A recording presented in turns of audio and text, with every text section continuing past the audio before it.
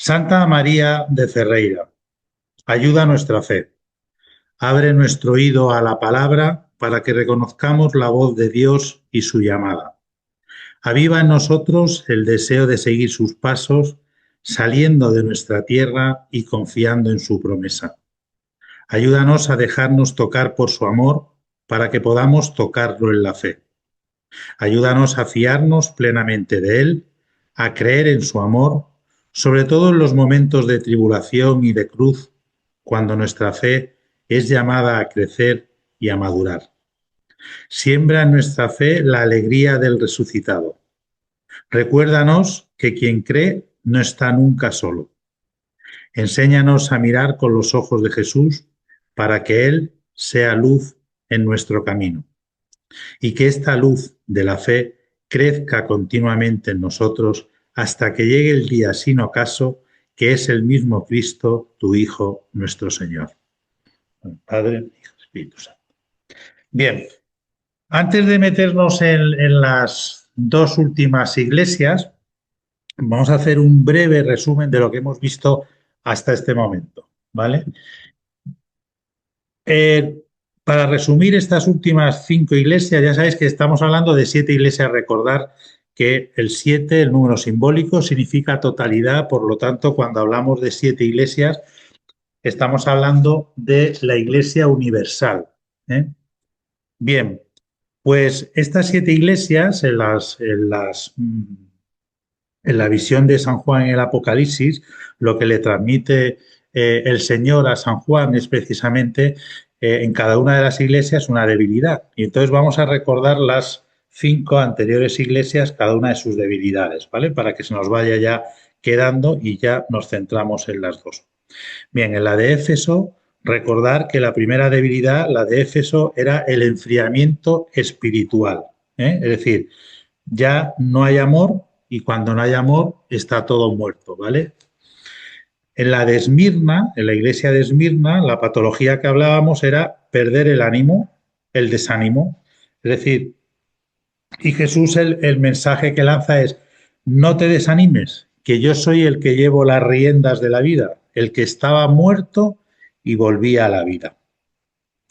En la de Pérgamo, en la iglesia de Pérgamo, la patología era la confusión doctrinal y la lasitud moral, es decir, lo que es el Evangelio a mi medida, ¿vale? Yo cojo lo que me interesa del Evangelio y aquello que no me interesa, pues lo descarto y hago una religión a mi medida, como yo me sienta cómodo. En Tiatira, en Tiatira, en Tiatira la patología era la mundanización. ¿Pero qué era la mundanización? Pues la mundanidad es renunciar a lo que más cuesta del espíritu cristiano, que es renunciar a la cruz y al sufrimiento. Y en Sardes, en la iglesia de Sardes, la patología era el buscar el éxito y vivir de cara a la galería, es decir, vivir de las apariencias. Bien, estas son las 5 patologías que de cada una de estas 5 iglesias, ¿no? Bien, vamos a centrarnos entonces ya en las dos últimas, que es la iglesia de Filadelfia y la iglesia de Laodicea. Bien, Filadelfia, y empiezo leyendo la carta, voy a leer directamente lo que es la carta a la iglesia de Filadelfia, para ir un poco ya entrando en materia. Dice así la carta. Al ángel de la iglesia de Filadelfia, escribe, esto dice el santo, el veraz, el que tiene la llave de David. Voy a ir enfatizando en aquellos temas que luego vamos a recalcar. El que tiene la llave de David. Si él abre, nadie puede cerrar. Si él cierra, nadie puede abrir. Conozco tu conducta. Mira, he abierto ante ti una puerta que nadie puede cerrar, porque aunque tienes poco poder, has guardado mi palabra y no has renegado de mi nombre. He decidido poner en tus manos a algunos de la sinagoga de Satanás, de esos mentirosos que se proclaman judíos sin serlo. Yo haré que vayan a postrarse delante de tus pies, para que sepan que yo te he amado. Ya que has preservado mi recomendación de ser paciente, también yo te preservaré de la hora de la prueba que va a venir sobre el mundo entero para probar a los habitantes de la tierra. Vengo pronto. Mantén con firmeza lo que tienes, para que nadie te arrebate tu corona. Al vencedor le pondré de columna en el santuario de mi Dios, y ya no saldrá de allí. Y grabaré en él el nombre de mi Dios, y el nombre de la ciudad de mi Dios, la nueva Jerusalén, que baja del cielo enviada por mi Dios, y mi nombre nuevo. El que tenga oídos, que oiga lo que el Espíritu dice a las iglesias. Bien, vamos a ir traduciendo a ver qué es lo que nos quiere decir aquí el Señor a través de San Juan. Bueno, como siempre, comenzamos un poquito poniéndonos en contexto histórico de un poco cuál era en dónde está situada esta ciudad y qué es lo que se estaba viviendo en aquel momento.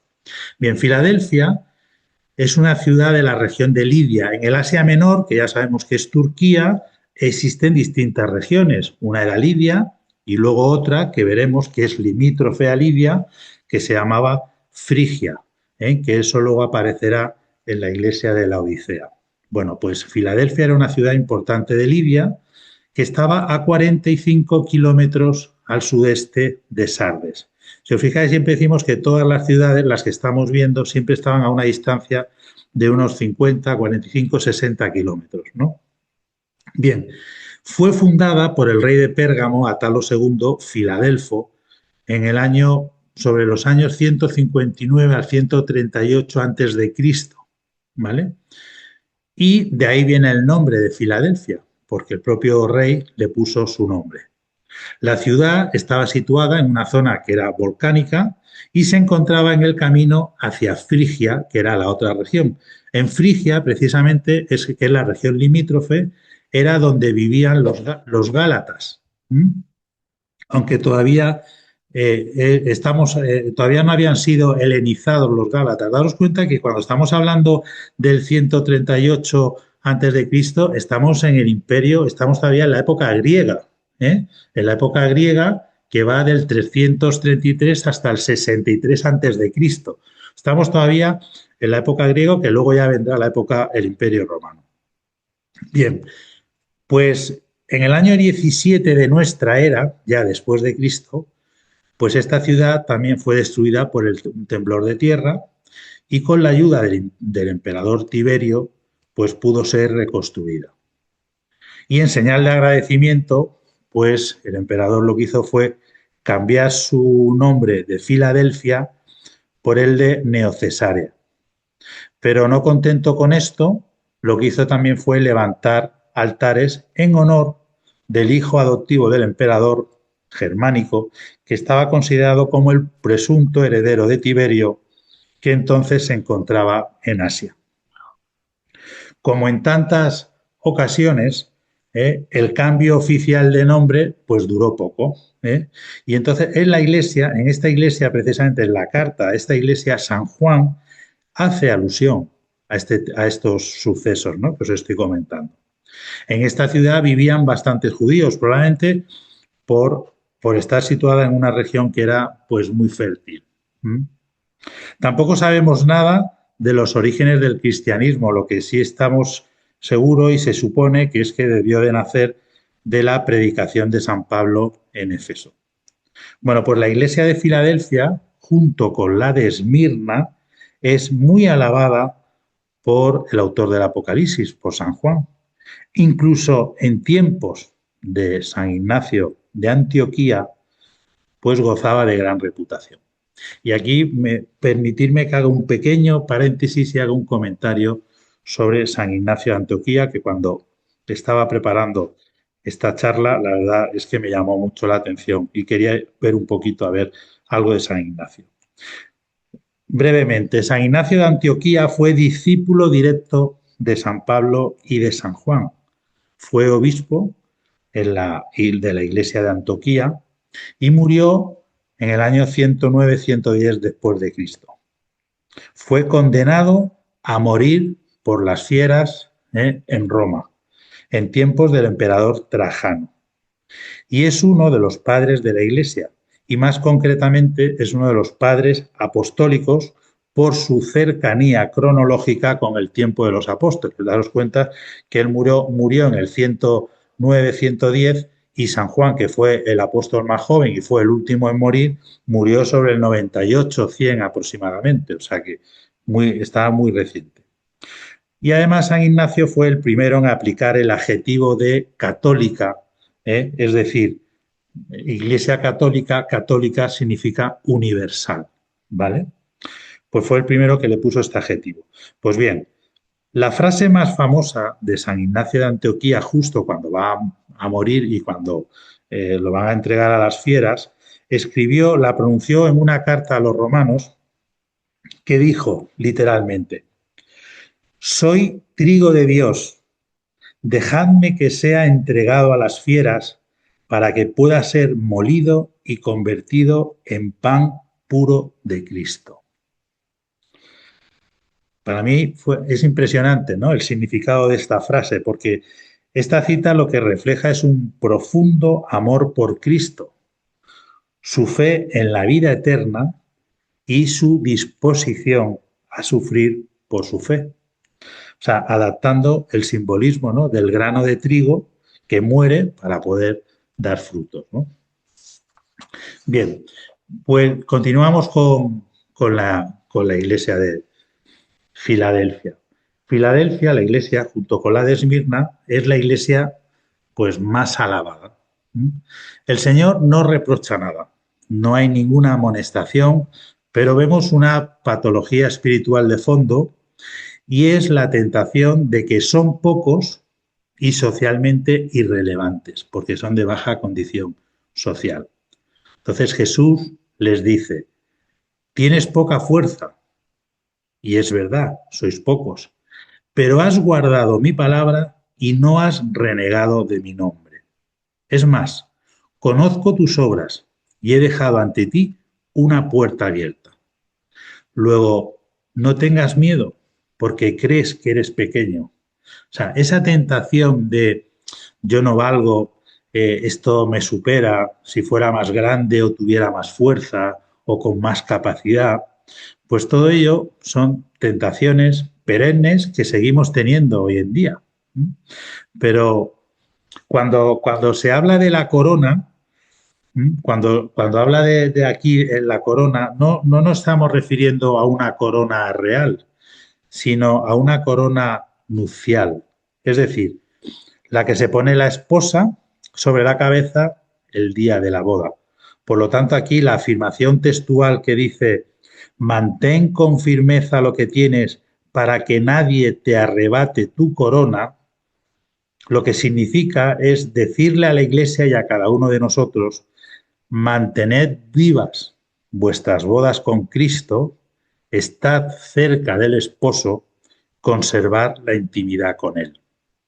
Ese es el mensaje. Es decir, por otro lado, el título que recibe Jesús es un título muy importante en esta iglesia, porque se dice: es el santo y veraz.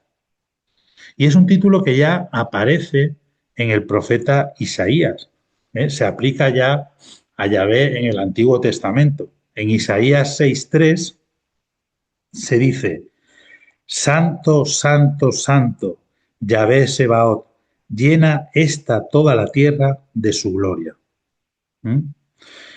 Y cuando se habla del veraz, ser verdadero, va junto con el apelativo de fiel, designa la fidelidad de Cristo en el cumplimiento de sus promesas. Antes faltará el cielo y la tierra a que Jesucristo falte a sus promesas. Esto se traduce de Mateos 24:35, cuando os dice: el cielo y la tierra pasarán, pero mis palabras no pasarán. Los dos títulos, santo y verdadero, indican que santidad y verdad son la firmeza pedida a Filadelfia. Santo significa, según la etimología hebrea del término, ante todo está separado del mundo, afirmar con vehemencia la complejidad cristiana. Y ser verdadero, en cambio, significa someterlo todo a la verdad, sin tolerar en el seno de la Iglesia simulación alguna ni falsedad. Por tanto, se reconoce la santidad de Dios en medio del mundo caído y su poder y su verdad. No solo es el santo y veraz, sino que es aquel que tiene la llave de David. Y vamos a ver qué significa esto. En el Apocalipsis dice, el que tiene la llave de David, si él abre, nadie puede cerrar, si él cierra, nadie puede abrir. Bueno, pues justamente en el Antiguo Testamento, volvemos otra vez a Isaías, se habla sobre el albaid, es el mayordomo del palacio de David, al que le dará las llaves. Dice en Isaías, pondré en su hombro la llave de la casa de David, abrirá y nadie cerrará, cerrará y nadie abrirá. Esto es en Isaías. Bien, abrir y cerrar las puertas de la casa del rey era una función que tenía el visir egipcio. ¿Y quién era el visir egipcio? Era el máximo funcionario en el antiguo Egipto después del faraón. Es decir, era como la mano derecha del faraón, ¿no? Responsable de gran parte de todo el gobierno. Bueno, pues su equivalente en Israel es el mayordomo del palacio. Y esta función, veremos ahora, que es que se le da a Pedro en la iglesia del reino de Dios. Es decir, Jesús es el que tiene la llave, es el que gobierna la iglesia, el que concede esta autoridad a su iglesia. Pero ¿a quién le da las llaves? Se las da a Pedro, que es el Papa. Estaba ya profetizado en el Antiguo Testamento, en lo que hemos visto de Isaías 22. Pondré en su hombro la llave de la casa de David, abrirá y nadie cerrará, y cerrará y nadie abrirá. O sea, la puerta abierta es la puerta de la salvación, que nadie puede cerrar. Nadie puede cerrar la puerta de la salvación. Nadie, solamente Dios. ¿Mm? ¿Qué significa la puerta abierta? Pues la puerta abierta en el Apocalipsis y en los Hechos de los Apóstoles lo que nos quiere decir es la ocasión de evangelizar. Entrar en el reino de Dios, pero también entrar en la iglesia. La fidelidad de esta iglesia a la palabra de Dios, ligada a su impotencia, a su debilidad, porque eran pocos, acordaros, pues es lo que les hace grandes, ¿no? Aunque esta iglesia es pobre, dice, tienes poco poder, aunque no tienes nada y has sido fiel, pues dice, has guardado mi palabra y no has renegado de mi nombre. Y por eso permanece abierta.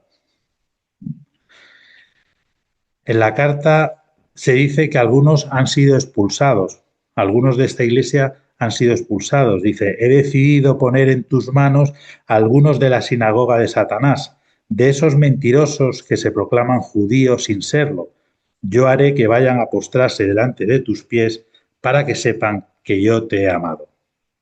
Pues esto es muy importante porque hay un tema muy importante, es que si te conviertes, la puerta sigue abierta.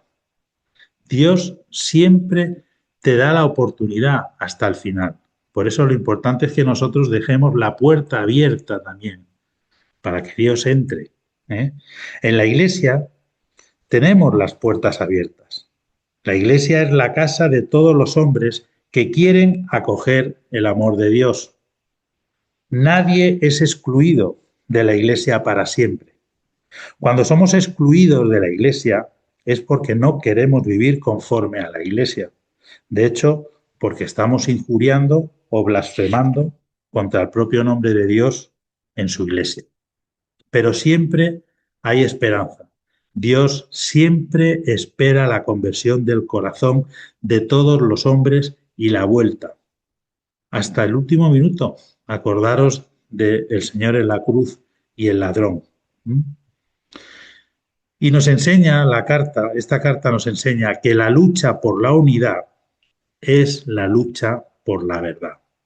Pero la lucha por la unidad no es que nos llevemos todos bien, vamos a llevarnos todos bien y estemos todos unidos. No, eso no es.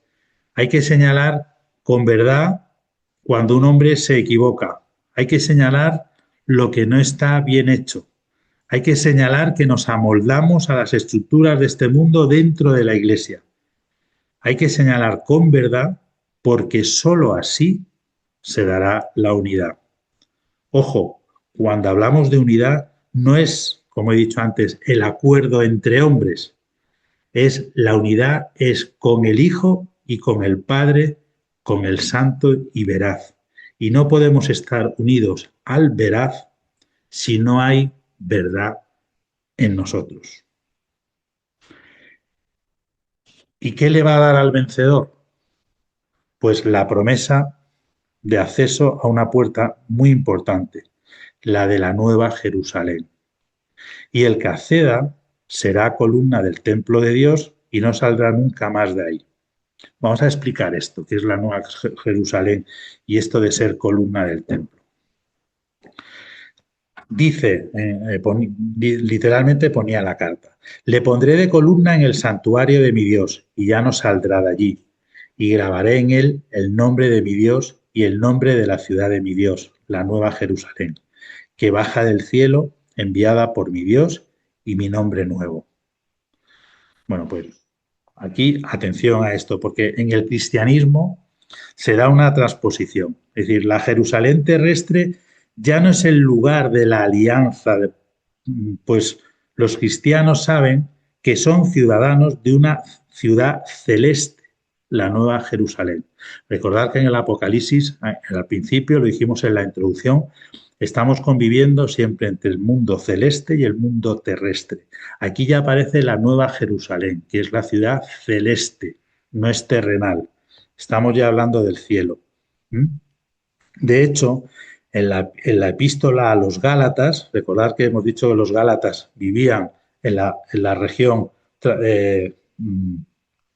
que era frontera de Frigia, que era frontera con Labia, los Gálatas, en la epístola a los Gálatas, los Gálatas 4:26, dice, la Jerusalén de arriba, que es libre, es nuestra madre. Bueno, pues Jesús lo que hace es prometer el acceso a la Nueva Jerusalén y que te colocará como una columna. ¿Qué significa que te coloque la imagen de la columna? ¿Qué significa esto? Pues significa el puesto honorífico que tendrá el vencedor en la iglesia y al mismo tiempo significa su estabilidad. Aquí tenemos que irnos otra vez al Antiguo Testamento.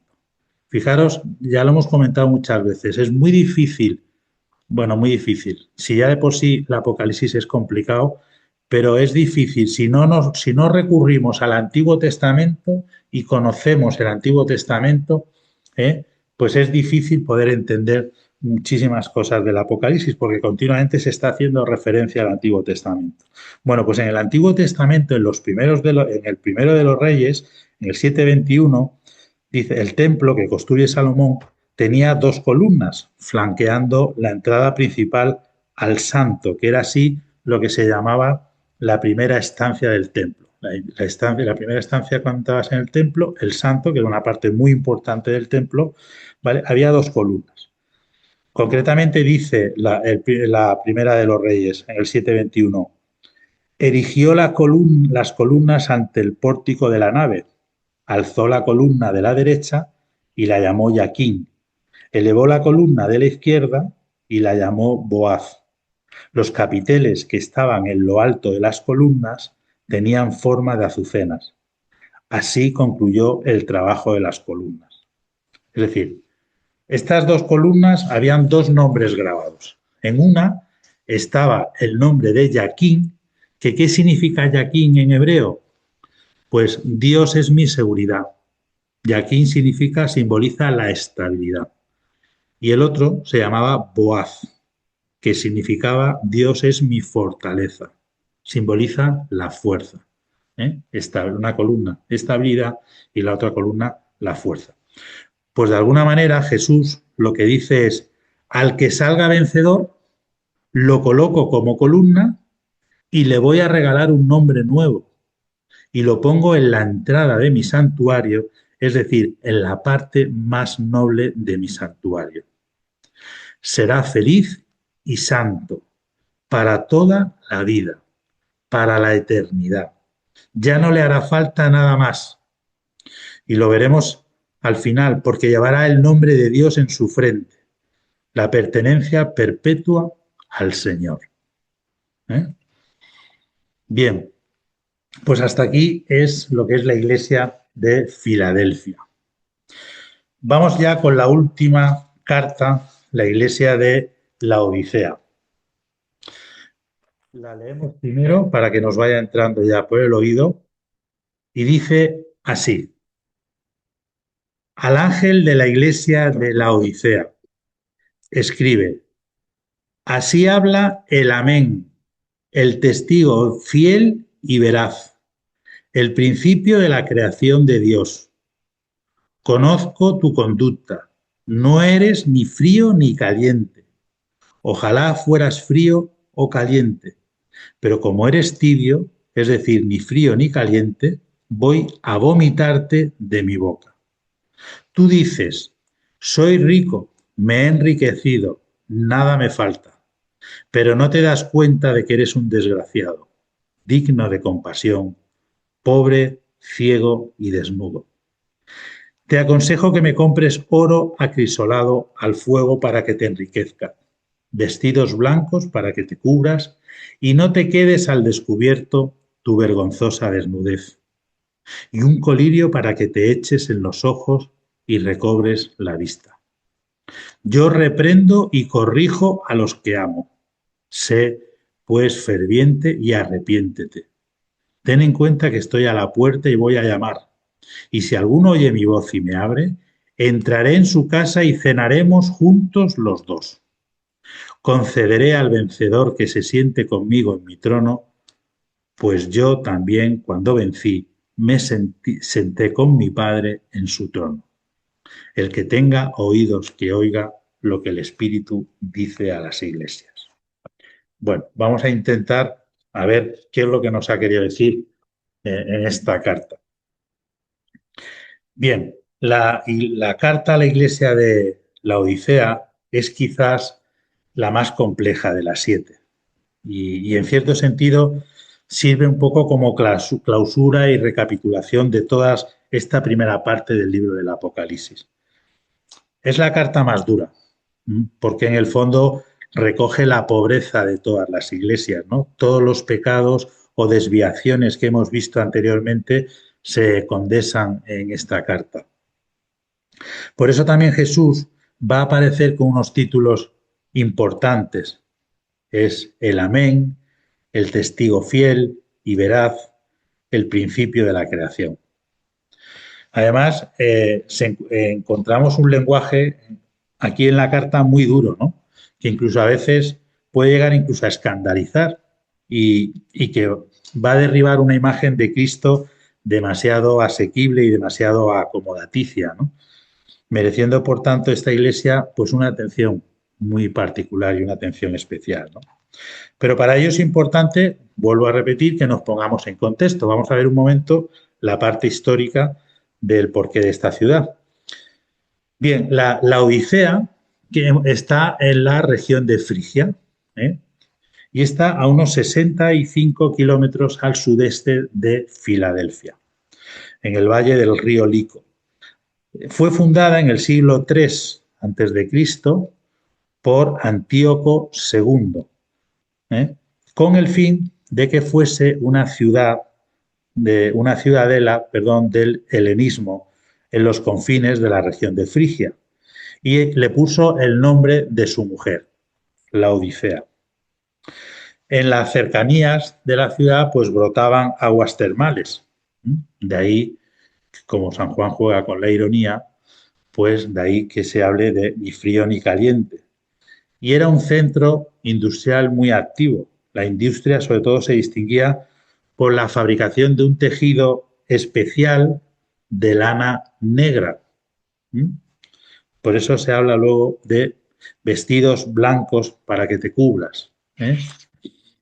Bien, también es muy importante que había una escuela de oculistas y entonces en ella se preparaba un colirio hecho de una piedra de Frigia pulverizada, eran unos polvos especiales para curar los ojos y el cual se exportaba luego posteriormente por todo el Imperio Romano.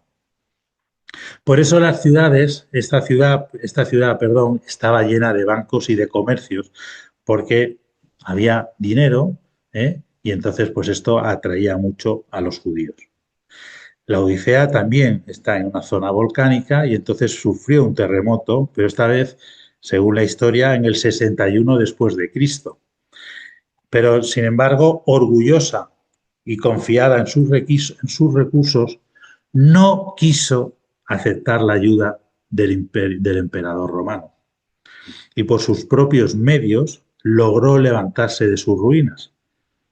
Y en esto, en la carta, Jesucristo se muestra muy severo con los tibios que se enorgullecen de su autosuficiencia. Luego lo veremos. Esta autosuficiencia de la Odisea aflora también en la carta, ¿no?, que vamos a examinar, y es una iglesia rica a la que Dios le desenmascara su pobreza real. Y hay muchas alusiones a las claras circunstancias locales que se viven en esta ciudad. Es decir, el oro de sus bancos es delante de Dios como moneda falsa. En lugar de sus lanas negras, haría mejor en adquirir los vestidos blancos de la pureza y del triunfo. O su famoso colirio no podrá curar sus ojos ciegos por las riquezas. Bien, si nos vamos metiendo un poquito más en la carta, pues son varios títulos, ¿no?, los que se les da a Cristo al comienzo de la carta. Se habla de el Amén, el testigo fiel y veraz. Bueno, pues Jesús se presenta a la iglesia de la Odisea con un apelativo complejo que merece ser analizado con atención, que es el Amén. Él es el Amén. Hay un paralelo en el Antiguo Testamento donde Yahvé es presentado como el Amén, en concreto en Isaías. Volvemos otra vez a Isaías 65, 16, 17, dice: quien desee ser bendecido en la tierra, deseará serlo en el Dios del Amén. Y quien jurare en la tierra, jurará en el Dios del Amén. Si voy al diccionario de León Dufour y busco Amén, me dice: Dios que se ha comprometido libremente se mantiene fiel a sus promesas. Es el Dios de la verdad, que es lo que significa el título del Dios del Amén. El Dios de la verdad. Esto es lo que nos dice el diccionario de Dufour. Bueno, pues si en el contexto de Isaías el nombre de Dios acredita su fidelidad a las promesas, entonces, presentándome como el Amén, Jesús se coloca como el cumplimiento de todas las promesas del Padre. O sea, Amén significa que os amo por siempre, para siempre sois míos. Entrego a mi Hijo amado por vosotros, para que alcancéis la plenitud de la vida. Habiendo pasado por la muerte y por la resurrección, Él es ciertamente el testigo fiel y veraz de la fidelidad de Dios, en el que todas las promesas se han cumplido. Jesucristo es el Amén de Dios desde el principio de la creación. Él es el definitivo sí de Dios al hombre. Es el sí de Dios para toda la humanidad desde el principio de lo creado.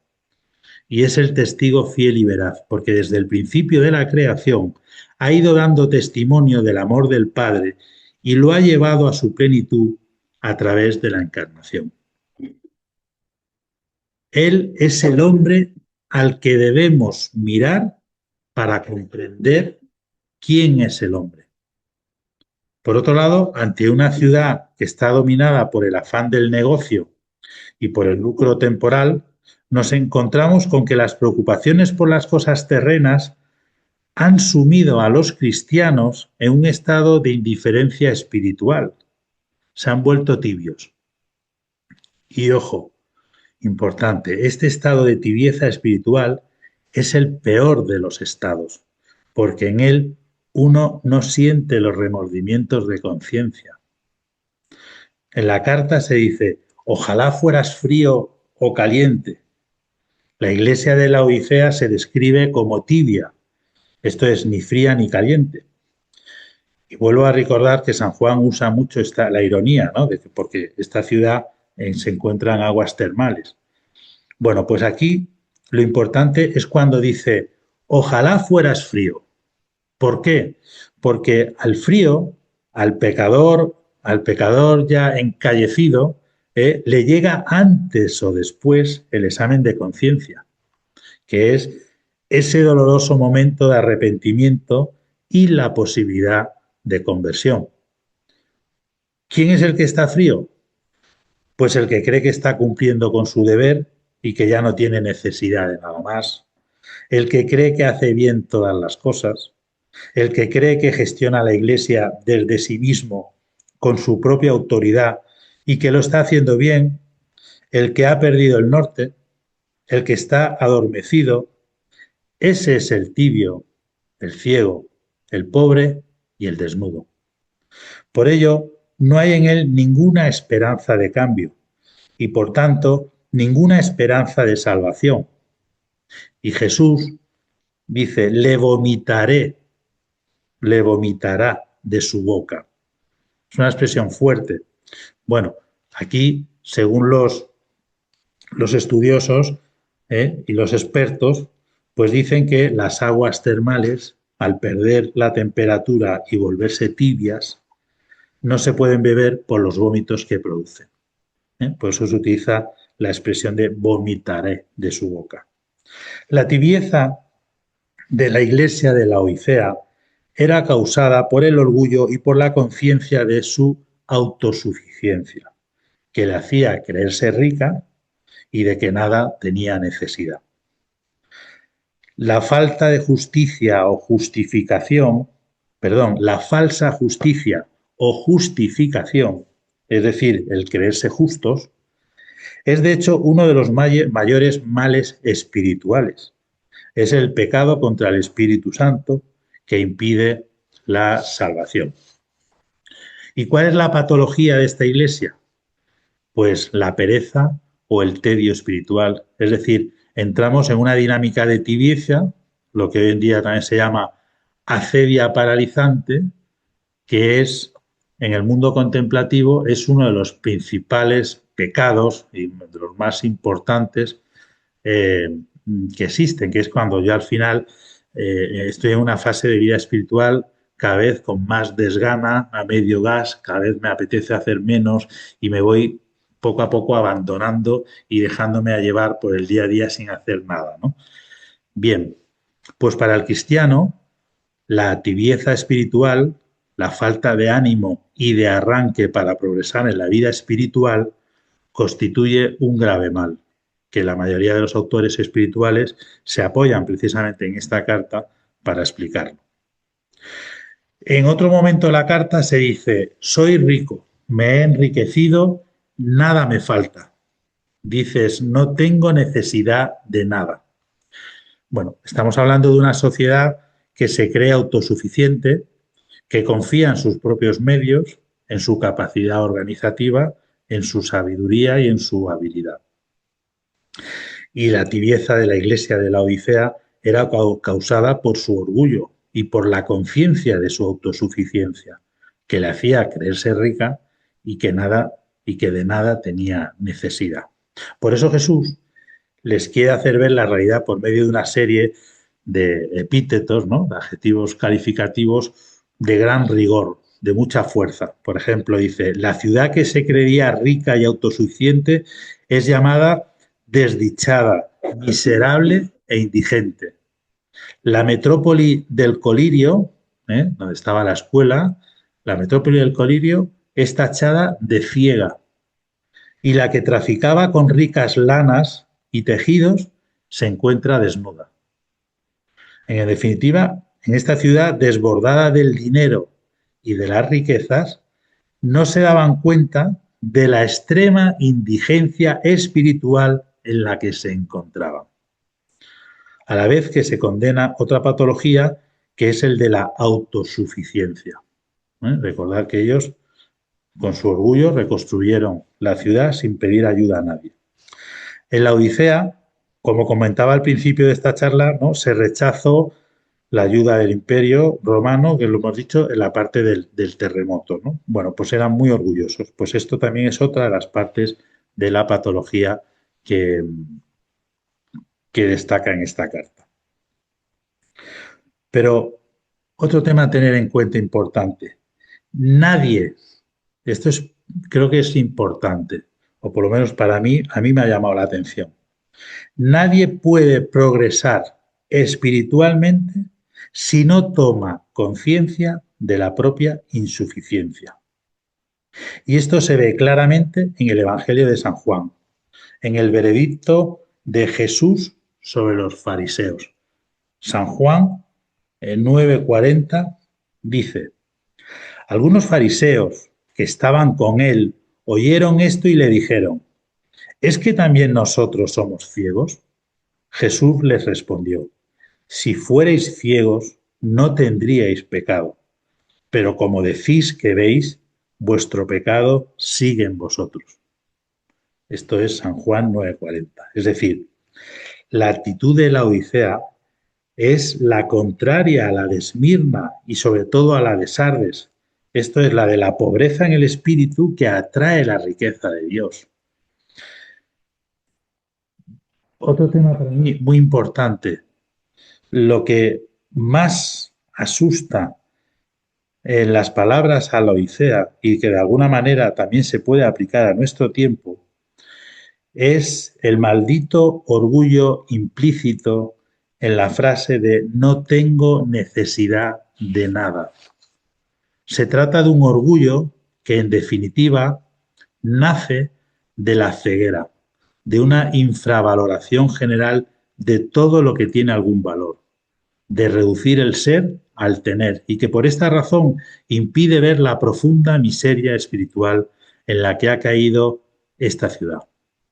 La expresión inicial de voy a vomitarte de mi boca, que es como estoy a punto de vomitarte, indica precisamente que la sentencia aún no ha sido aún proclamada y por lo tanto que todavía hay tiempo de arrepentimiento y tiempo de conversión. Esta iglesia debe de descubrir que en realidad no es rica, sino pobre y que no tiene ni lo necesario para poder vivir. Es posible que tenga una estructura imponente y que esté hasta recubierta de oro, pero no tiene lo que le sirve para vivir de verdad. No tiene la riqueza interior que haga vivir a su corazón. Porque la verdad solo se puede recibir a través de la luz de Dios. La verdad solo se puede recibir a través de la humildad. El camino de la sabiduría es la humildad, es la necesidad, es el sabernos una y otra vez necesitados del Señor. Es el saber que nada podemos sin Él. Es el estar siempre dispuestos a escuchar. Es el saberse criatura necesitada del Creador. Y por tanto, toda la vida espiritual es un recibir, un escuchar y un contemplar. El tibio es el que pone, es el que vive con los pies dentro de la iglesia y el que hace oración sin que le toque el corazón, sin permitir que la luz de la oración le enseñe su pobreza. Y eso es la tibieza. Por tanto, tenemos que tener presentes que no perdamos nunca el norte en la vida, que todos somos pecadores, que todos estamos en camino, que todos necesitamos de la conversión y que cada vez que nos acerquemos a cualquier realidad de nuestra vida, tenemos que decir, Habla, Señor, que tu siervo escucha. En definitiva, tenemos que pedir la palabra del Señor, la luz del Señor. Antes de dar un paso nosotros nos ponemos en sus manos, porque si no, caminaremos por este mundo como ciegos, creyendo que vemos como ricos y somos muy pobres, creyendo que somos carismáticos y elegidos y no tenemos nada, andamos desnudos. Es precisamente la sobreabundancia de recursos la que empobrece a esta iglesia, porque le quita la verdadera riqueza, que es la fuerza del Espíritu Santo, la fuerza carismática, la única que da eficacia a su acción. ¿Y cuál es el consejo que da el Señor? Pues el Señor lo que dice es: compra oro acrisolado al fuego, ponte a prueba, pon a prueba lo que hay en tu corazón. Generalmente en el libro del Apocalipsis el oro tiene una connotación negativa, ¿no? Indica el lujo y la avidez que hubo en Babilonia, ¿no? Dice en Babilonia, ¿no? Se hablaba era el oro repugnante que se compraba en Babilonia, que tiene la propiedad de contaminar a los que poseen, ¿no? Pero aquí se subraya que se trata de un oro acrisolado y purificado. Acrisolado significa puro, ¿no? Probado, refinado. Es decir, es un oro que habla de un esplendor auténtico, de una verdadera preciosidad. Es lanzar el mensaje de acudir al que es rico y fuente de toda riqueza, a Jesucristo, el cual le dará un don espiritual que lo enriquecerá, la fe y la gracia santificante. Por eso San Juan, en esta carta, expresa: te aconsejo que me compres oro, que me compres a mí el oro, a Jesús, para ser rico, porque te enriquecerás con la fe y la gracia santificante. Dime que te muestre lo que hay en tu corazón, pídemelo, acrisola, transforma lo impuro en algo valioso y refinado. Por eso, en la primera de Pedro, en la primera epístola de San Pedro, en el 1:7, dice: de este modo, cuando Jesucristo se manifieste, la calidad probada de vuestra fe, más preciosa que el oro perecedero que es probado por el fuego, se convertirá en motivo de alabanza, de gloria y de honor. Es decir, que los fieles cuya fe sea reconocida como auténtica participarán en la gloria divina. Entonces, en medio de la prueba en donde vemos cómo estamos viviendo, pues esto nos ha pasado también en el confinamiento. Es decir, cuando tenemos pruebas duras, cuando tenemos en la vida momentos duros, es cuando vemos cómo estamos viviendo nosotros mismos, cómo estamos viviendo con nuestras familias. En los momentos de dificultad es cuando todo esto sale, cuando sale a flote, ¿no? Cómo está nuestra vida de fe, nuestro amor hacia los demás, ¿no? ¿Cuál es la promesa espiritual? La promesa es una gran intimidad contigo, porque dice: voy a cenar contigo. Es más, te vas a sentar conmigo en el trono. Literalmente dice: entraré en su casa y cenaremos juntos los dos. Los vestidos blancos se obtienen del Señor. El blanco es el color cristológico, el color de la resurrección, el color del bautismo. Por lo que llevar vestidos blancos significa revestirse de Cristo y con ello volver a la frescura y a la fe entusiasta sin compromisos, típicas del neófito, ¿no? Del que está empezando. Bien, pues el colirio es finalmente un aceite con el que ungir los ojos para que pueda penetrar en su profundidad y llegar a curarlos.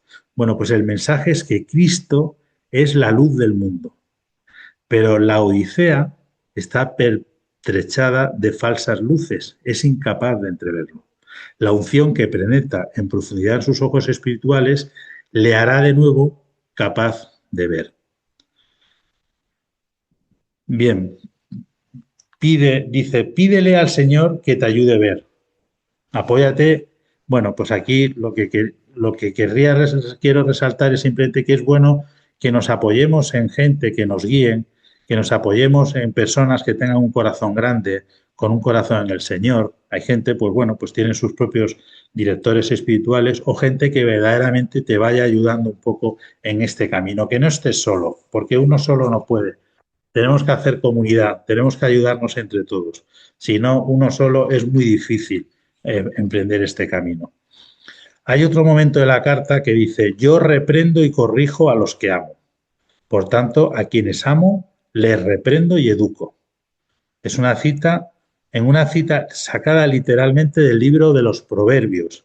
En el libro de los Proverbios, el número 3, dice, porque Yahvé reprende a quien ama como un padre a su hijo amado. O sea, San Juan no olvida nunca, incluso en los momentos que tiene que corregir más severamente, que Dios es amor. Recordar siempre que en el Evangelio de San Juan, una de las frases más importantes del Evangelio de San Juan es cuando Jesús dice, permanecer en mi amor. ¿Mm? Bueno, ¿y cuál es el premio? Porque las cartas siempre acaban con un premio. ¿Cuál es el premio que prometido? Pues el premio prometido a los vendedores, a los vencedores, perdón, es el reino de los cielos. Se sentará conmigo como yo me he sentado con mi Padre. Dice, concederé al vencedor que se siente conmigo en mi trono, pues yo también cuando vencí me senté con mi Padre en su trono. Aquí en esta frase vemos cómo Cristo pues establece un paralelo vertiginoso situando en el mismo plano al cristiano. ¿Mm? Si Cristo está sentado en el trono del Padre y nosotros en el trono de Jesús, esto significa que el vencedor entrará en el misterio de la Trinidad y será como divinizado. O sea, todo el Evangelio de Juan, por lo demás, está bajo esta óptica, porque Juan en el 1.12 dice, pero a todos los que la recibieron, y se refiere a la palabra, les dio poder para hacerse hijos de Dios, a los que creen en su nombre. ¿Mm? Es decir, les ha dado el poder ser como Jesús, una cosa con el Padre, un todo uno, con Dios mismo. El vencedor finalmente es quien ama fuertemente, quien tiene la mirada puesta en el Espíritu, quien vive del entusiasmo de la vida nueva y el oro de la plegaria. Bueno, hasta aquí es la carta, pero vamos a hacer un pequeño ya resumen de toda esta primera parte de lo que es las 7 cartas a las 7 iglesias, ¿no? Es decir, a lo largo de esta primera parte del Apocalipsis, que estaba centrada en estas 7 iglesias, nos hemos encontrado con muchas imágenes diversas, cuyo objetivo no es otro que expresar una realidad que es inefable, que es la vida eterna. O sea, San Juan nos presenta en esta primera parte del Apocalipsis a Jesucristo, el Hijo de Dios, el Hijo del Hombre, el resucitado y glorioso, el juez de vivos y de muertos y el cabeza de las iglesias. Cuando dice de cada una de estas iglesias, cuanto dice de cada una de estas iglesias puede ser aplicable a otras que se hallen en las mismas circunstancias, porque la palabra del Señor está por encima de los lugares y del tiempo, ¿vale? Pero yo creo que la clave para mí de todas estas cartas es que no se trata de hacer, sino de ser. Y aquí es donde yo creo que está la clave. Es decir, no se trata de hacer muchas cosas y que los demás vean qué buenos somos. No, no, no. Se trata de ser, de recibir, de ser cristianos, para lo que el Señor quiera, para lo que tú quieras, Señor, no para mi gloria personal, sino para la tuya. Porque yo lo que quiero es ser iglesia, ser tuyo. Donde tú me quieras, ahí estaré. Y no tiene la importancia ni el puesto, ni las obras, ni lo que tenga que hacer. Donde tú me digas, ahí estaré yo. Quiero ser, quiero vivir en verdad, quiero amar de verdad. Se nos ha dado una iglesia para que mis hermanos se sientan amados, para que mis hermanos conozcan el amor de Dios, para que mi corazón arda siempre, que nunca pierda ese ardor, que nunca lo pierda, ¿no? El Señor en el libro de los Proverbios reprende así a sus amigos, dice el libro de los Proverbios, porque Yahvé reprende a quien ama como un padre a su hijo amado. O en el Deuteronomio que dice, así te darás cuenta en tu interior, igual que un hombre corrige a su hijo, y guardarás los mandamientos de Yahvé tu Dios, siguiendo sus caminos y respetándoles. Es decir, cuando Dios nos pone a prueba, es cuando vemos y nos damos cuenta de lo que hay en nuestro corazón. Cuando las cosas nos va bien, pues somos bastante tibios, porque claro, nos agarramos a lo bueno. Pero hay que vivir con un corazón humilde, siempre entregado, nos vaya bien o nos vaya mal. Nos vaya como nos vaya, hay que vivir siempre pidiendo al Señor. ¿Y qué es lo que le va a conceder al vencedor? Sentarse en su trono. Y en esta carta hay algo distinto a los demás, porque dice, ten en cuenta que estoy a la puerta y voy a llamar, y si alguno oye mi voz y me abre, entraré en su casa y cenaremos juntos los dos. Es decir, el Señor está a la puerta, deseando mostrarte todo. Está deseando abrazar tu pobreza, está deseando abrazar tu tibieza. Luego, ábrele la puerta. En el Antiguo Testamento, y estoy finalizando ya, en el Antiguo Testamento, en el apartado de la lírica, donde está el género literario, que son los poemas líricos, está el Cantar de los Cantares, que son unos poemas que se leían y se leen en la noche de Pascua y cuya enseñanza de este libro, lo que intenta transmitir el Cantar de los Cantares es expresar el gozo del amor humano, pero también el amor de Dios por su pueblo y el gozo del pueblo al sentirse predilecto. Bueno, pues en el Cantar de los Cantares dice, y leo literalmente, yo dormía, velaba mi corazón, la voz de mi amado que me llama. Ábreme, hermana amiga mía, paloma mía sin tacha. Mi cabeza está cubierta de rocío, mis bucles del relente de la noche. Me he quitado la túnica. ¿Cómo ponérmela de nuevo? Ya me he lavado los pies. ¿Cómo volver a mancharlos? ¿Qué nos está diciendo todo esto? Pues que el Señor dice, pues que Señor, no me viene bien ahora abrirte la puerta. Es que no sé si verdaderamente estoy dispuesto o estoy preparado a que pongas mi vida patas arriba, ¿no? Pero lo que se está diciendo es, no tengas miedo, déjate enamorarte por Dios, abre tu corazón, abre esa puerta, no tengas miedo. Y continúa el poema. Mi amado metió la mano por el hueco de la cerradura. Mis entrañas se estremecieron. Me levanté para abrir a mi amado.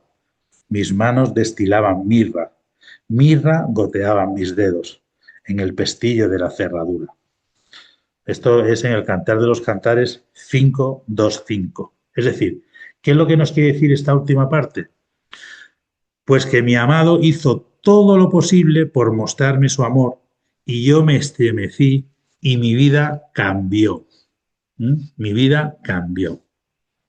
Y acabo con, con Ambrosio de Milán, que fue obispo de Milán y destacado teólogo de la época, fue doctor de la Iglesia. Estamos hablando del 397 después de Cristo. Ambrosio de Milán dijo, el alma tiene una puerta y a esta puerta llega Cristo y llama.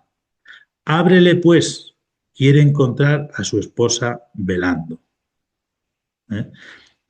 Pues entonces, pues al vencedor Jesús quiere sentarse contigo en la mesa, quiere cenar contigo, quiere vivir contigo para mostrarte la belleza de esta vida.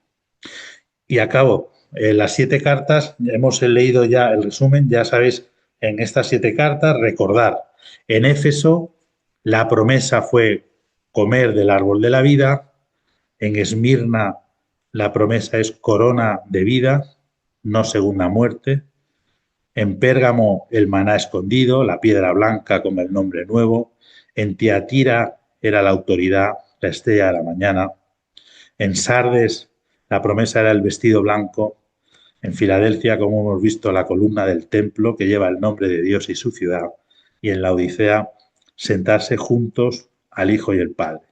En definitiva, una misma promesa para toda la Iglesia, que es la vida eterna junto a Dios.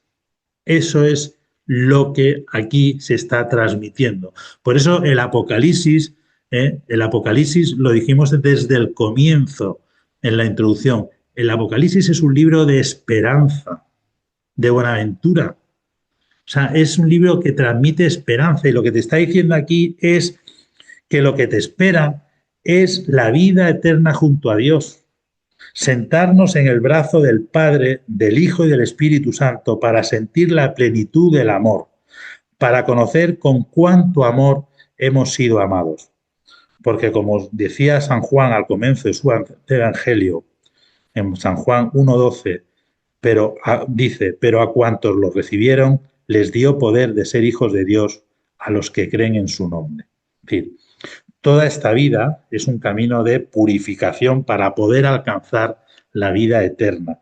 Y toda purificación no es más que ese amor de Dios que llama a la puerta para que no nos perdamos en un mundo tan extraviado. ¿Mm? Bueno, y hasta aquí la clase de hoy.